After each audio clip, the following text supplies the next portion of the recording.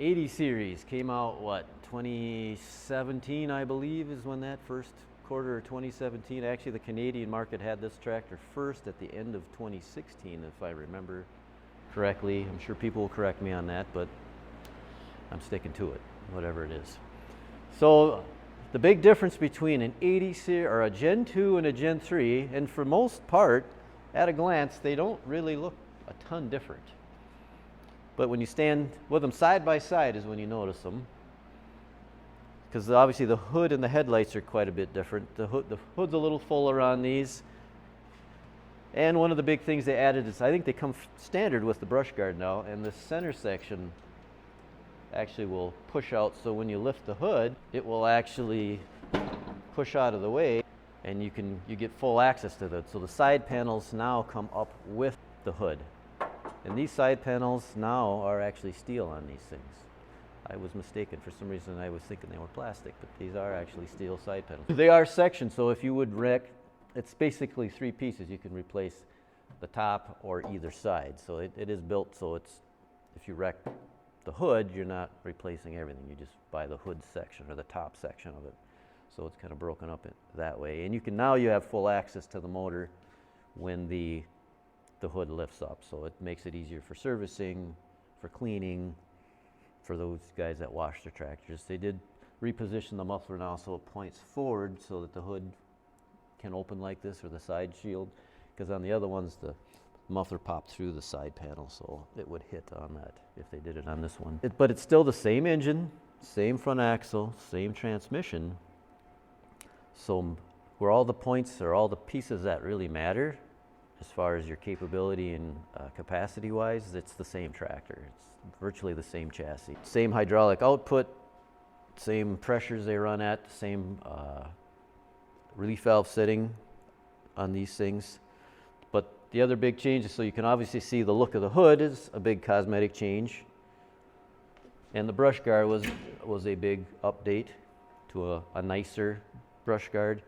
And then when you come around to this side, the big change that everybody was kind of wanting, I think, I like this, is your hydraulic lever is now in the fender. So when you sit down, you can it just has a more natural feel to it. This isn't bad up here with the Gen 2. I mean, you get used to whatever you have, so it's not too big a deal. But this is one of the big improvements that I really like. You also have tilt wheel, which they've never had before, which is a nice feature. And then they did update the dash layout again. And would you believe they put a fuel gauge in there too? Oh, we God. I don't know why they do that. They could put that really stupid one on the side like Deere does. But I'm just kind of knocking Deere on that one. So, and then they also updated some of when you look at your dash, as far as your PTO, they put speed ratings. So if you're running, like they put loader backhoe speed at around the 2500 range, and PTO for 540 RPM, that's basically full throttle, about 3200, 3100. And I get people asking me, what speed should I run the motor when I'm mowing? Me, when I mow with mine, I run at about 2800 RPM. 3000 just seems to be an excessive. It doesn't seem to have any problem keeping up at 28, 25, right in that 2800 RPM range. So that's what I do. You can talk to your dealer and see what they say, but that's what I do. So that's kind of overall the big cosmetic change as far as what we're looking at for the Gen 3. You can see they do have a different fender. It's a little fuller fender. Again, it kind of flares out and covers the tire a little bit better. Slightly different shape through here. A little updated grab handle. Same fuel cap. What do you know? Pretty cool. Same tail lights. So that all stayed the same. Actually, I should say hazard light. These tail lights, I believe, are the same one as the Gen 2. They look the same. When you look at them, they do look like they're the same one. But same pedal arrangement here. They do come now with this nice seat. This is a pretty nice seat. It's got the Kubota embossed into it. It's a nice soft plush one, where mine, it's considered deluxe, but it's a harder, firmer seat. Where these are they just grab your ass really nice. So they just work really good. And you got tilt and armrest and everything. But I believe this is standard on all the BXs now. And then they did add a nice little, on this side, Angela, a nice little compartment. You know, you got your 12-volt outlet here, which is nice because the other ones, they put it down. This is a good spot for it, so if you want to throw your cell phone or whatever you got in there. Just, they've never had a nice little compartment like that. And I don't know how waterproof it is, probably somewhat. But you do have your cigarette or your 12-volt. You know, that's probably politically incorrect to call it that. Now, it's a 12-volt accessory. You know, I'm kind of old, so I still think of it as a cigarette lighter outlet, which I don't think cars even come with that anymore. It's like on the Gen 2, it was down here. Really bad spot because they tended to rust out and didn't work half the time because they just got shit in them and just didn't want to work. And now we can go, one of the differences I can point out here when we come back to 3-point hitch is you can see how this one is mounted quite a bit higher. Look at all the space this thing has here. I mean, massive amount of space. So it went from here, they raised it like 4 inches, which is all fine and dandy, but look at how high this thing lifts. This one lifts and damn near hits the roll bar. So I don't know why they made it go quite so high. And on this 3-point, the buddy of mine that has this, he actually re-drills holes in it. You can see he's got an extra set of holes. He drills back about 1 inch. So it will actually not lift as high. This one's been modified. So you can see where the original lift point is. He moves it back because when he is tilling, this will pick the thing right out of the ground if he comes out of the furrow, where this, it helps keep it down on the ground better. So that's a little tech tip or pointer if a guy wants to get this thing to drop a little further, just move the hole. It does affect your lift a hair because you're changing your pivot point just a hair, but it's not enough to really bother anything because I think the lift capacity on these is about 700 pounds. 680 is what they figured at. But the PTO comes out the same. That goes down like so. So this guard is a little different. But on a Gen 2 and a Gen 3, from the back of the tractors, as far as that's concerned, they're identical. There's no changes. Same 3-point, everything here is the same. You know, like this stuff's a little different up here. But as far as it's the same tranny, same configuration on the bottom here. Gen 2 and Gen 3 stuff on the back here are the same. There's no difference. So if you're looking at if you have like a 2380 or an 80 series tractor and you're looking for a rear receiver hitch or this ball plate, it's the same, either one. One of the big changes they made on the backhoe is how they attach. You know, on my backhoe, you shove some pins in through here. On the new ones, now they just roll into place and they've got like almost like a door latch assembly. It just latches around the pin and locks into place. And they did actually put tie downs on the backhoe of the 80 series tractors. See the 603 model, the BT 603 backhoe. So I've got guys looking for backhoe tie downs, which I do have a new one out that we'll get into. That'll be another video for another day. But we'll get into that. But they do have tie downs on the backhoe now for the 80 series tractors, so you don't really need them unless you don't like them. I can always sell you a set, but they do have it on there. So then we'll get to the loader where there were some big changes. Some good, some bad. One of the big things that I noticed that I didn't actually catch until I got this tractor in, because I've had this one before, is the pins. You'll notice how these pins they mount with this little, what we call a flag or a tab that comes off the pin, which that's not a problem. I don't mind that. But what they did is on all the other tractors, there was a nice bushing here and here. Well, they've removed that bushing. So now all the force of the pin is pushed through this basically like 7-gauge plate. So all the bushings got removed on all the pivot points. And you can kind of see there's no bushing in there. It just pushes through and the pin sticks through. So then we'll come on my tractor. We'll look at the same spot and see what the difference here is.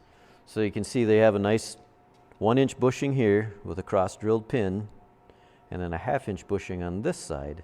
So now that pin, the load of that pin is spread across all this surface area and all that surface area. And in most cases, I'm sure the average user, this It's never going to be a big deal because they say this arm is virtually the same as the arm on the new tractor. But that's just one of the things that when we were looking at them with the owner of this tractor, him and I were looking at them side by side, and it's like, well, what the hell? Why did they do that? So you can make your decision on that however you want. The other way is now the way the loader attaches to the tractor.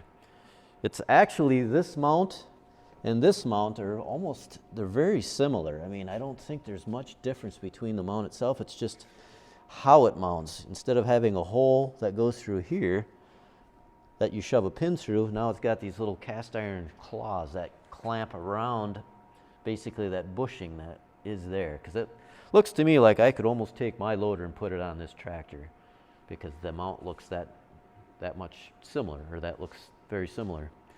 But now these loaders too are designed to come off right from the driver's seat.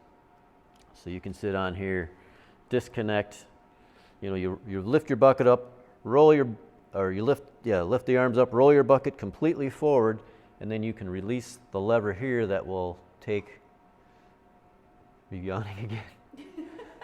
Jeez. You guys should see Angela here. She just keeps yawning like, geez, I must be boring the hell out of her, I can tell. But this isn't quite her thing. Tractor porn is not her thing. So anyways. So no, you lift it up, roll it forward. We'll get into that whole thing a little bit later, but when we go to the quick attach for this one. But so the kickstand will come down automatically now with that release, and then you can unlatch everything here. The loader comes off, and then you've got this big hydraulic block now that all your lines tie in at one time. So you can undo this, and you undo that hydraulic block, and you basically set it on this thing right here. This is supposed to be kind of the holder for that. But when I've talked to the guy that owns this, he's like, well, you still got to kind of get up and off to get this thing up here. He goes, because it's not like, when you're taking this all off, the loader still has to get up and out of the way, and you have to leave it connected to get it off. So once you get it off, then you can unconnect it, but then you still have to kind of stand up and set it on here. So they kind of got close, but not quite. I know you'll have to give me your feedback on that. And I've never actually done it on one of these yet, so I'll have to try it once. Maybe once this one's here, I'll try it and we'll see what it does. So that was one of the big changes. And the other big change is they dropped what used to be the BX6315 factory quick attach, which was only good on Generation 2 machines. It won't work on a Gen 1 machine, and it will not work on a Gen 3 machine. So keep that in mind. But that is, then they went to the skid loader designed hitch. So you can either get it pin-on bucket, which is what they were always, because this is still not factory standard, it's an option. And then when you get this hitch, you get the hitch plus a bucket. The factory pin-on bucket looks more or less just like this, but they did change the mounts and update them a little bit to work with this new kickstand feature, but it's basically the same bucket. The skid loader bucket is a little bit different. It's a little taller. It's not quite as deep. It's actually, to me, it's a lower capacity bucket. And the quick hitch for this, the skid loader hitch is a great hitch. I'm not going to tell anybody it sucks, because it is a nice hitch. But on these, they are very heavy hitch. It's a 100-pound hitch, and your attachments have to be taller or wider in most cases to work with this hitch. It's like I do make a set of forks for this tractor for this hitch, but I had to widen the carriage out 10 inches to make it work on this hitch, because I can have a 36-inch wide carriage on the Gen 2 and Gen 1. Gen 3 with the skid loader hitch, it has to be 46 inches wide, or not quite, 44 I believe is what it is. So it'll be wide enough to cover the skid loader hitch. I mean, the two levers are really slick. It does work really nice. It does make it really nice for visually hooking and unhooking. So it's not a bad hitch, it's just really too much hitch for, I think, it's just my personal opinion, for a subcompact tractor. And that's probably a reason why nobody else has really gone to this on a subcompact model.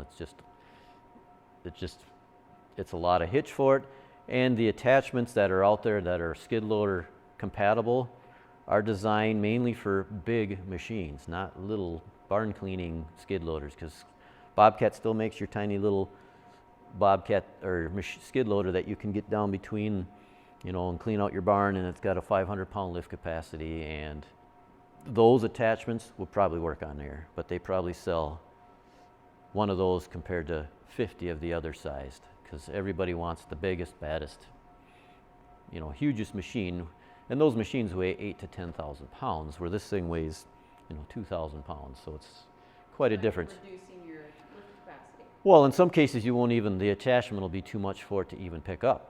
I mean, you get a nice grapple, you know, that's for a bigger skid loader, and it weighs 1,000 pounds. Well, you won't even get it off the ground. And if you do pick it up, people are buying skid loader pallet forks for these things, which work, but the pallet forks are designed for a big skid loader that can handle 2,000 to 3,000 pounds capacity, not something that's designed for 500 pounds. So the carriage and forks weigh 300 pounds. Well, by the time you add your 100-pound hitch and your 300-pound carriage, what do you got left? About 100 pounds of lift? The other thing that they changed, which I don't agree with Kubota, but I understand why they did this, is where they rate the loader on this one. Notice this one's called a 344 model. Now, how Kubota did this before on this model and on the Gen 2 and Gen 1 is they took the pivot point here, the center line of the pivot point, and they went 51 millimeters forward of that, or 55 millimeters. I'd have to look and see. Basically 21 inches. So it puts you about in the center line of this bucket, and that's where they rated your loader. So this one equates out to about 540, 550 pounds of lift capacity right here.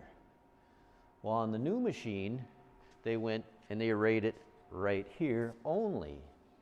So if you go to the dealer to say, yep, that new machine will lift 750 pounds versus 550, it's like bullshit. It's like this machine lifts exactly the same amount because they rate it right here at 750. Guess what? This one right here will lift that 750 pounds too. So it's kind of a numbers game, and the reason they're doing that is because Deere, Mahindra, Coyote, all the other players are doing the same thing. They're rating it right here. So you go to a Deere dealer and they say, hey, our Deere will lift 800 pounds and your Kubota will only lift 500 pounds. It's like, well, let's get down to the nitty-gritty and see where it actually, if you look even in the Deere brochure, they have a rating that goes from here exactly the same, and they rate theirs at 560 pounds, where Kubota rates theirs at 540. So technically there's a 20-pound difference between it. That is one of the big changes here. So when you get to lift capacity and you're talking to your dealer, I hate to say it, a lot of dealers don't understand these tractors as well as they should. And they'll tell you, yep, it lifts 750 pounds. It won't lift 750 pounds. If you're lifting it right here, yeah, probably, maybe it will. But not out here where you're actually using it, it's not going to lift. And none of them will. John Deere won't lift 800 pounds out here, but it probably will lift 800 pounds right there. But that's just to kind of educate your potential buyers, or that are looking at these tractors. These are things you got to ask questions about. Because when you look at the rating, actually the rating for this tractor with this quick hitch on it is less than what that tractor is right there. If you put pin on bucket to pin on bucket, they're the same. And actually I think it's still a hair less than what this one is because of the added linkages and garbage they added to this loader to make it more, I guess, user-friendly, if you want to call it. I think they just made it more complicated and less user-friendly, but that's just my opinion. They are still a really nice tractor. There's nothing, I can't knock them for that. They are, in my mind, the best tractor on the market. Deere makes a really good tractor as well, but I think Kubota just has a better tractor. So it's kind of like Dodge, Ford, Chevy. It's whatever flavor you like is kind of your better bet. But those are kind of your big differences on Gen 3 tractor, Gen 2 tractor, Gen 1 tractor. Like you see, you go on our website, you hover over the generation you have, and it'll list all your series. Right now, the Gen 3 consists of your 1880, 2380, 2680, and your BX23S. And that's another kind of a goofball thing that Kubota did. They went from this 25D-1 to the 23S. Now you got to remember, Gen 1 also had a BX23. Now Gen 3 has a 23S. So when you're looking for stuff for your tractor, either it be from me or somebody else, make sure you say, I have a 23S because there's a drastic difference between that tractor and this tractor when it comes to a lot of that stuff.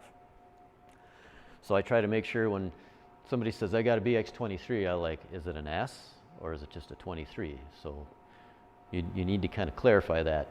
One of them things, Deere does that too, they kind of tend to recycle model numbers occasionally, and I don't know why they do that, but I wish they had called it the BX25E or the 26 or something like that.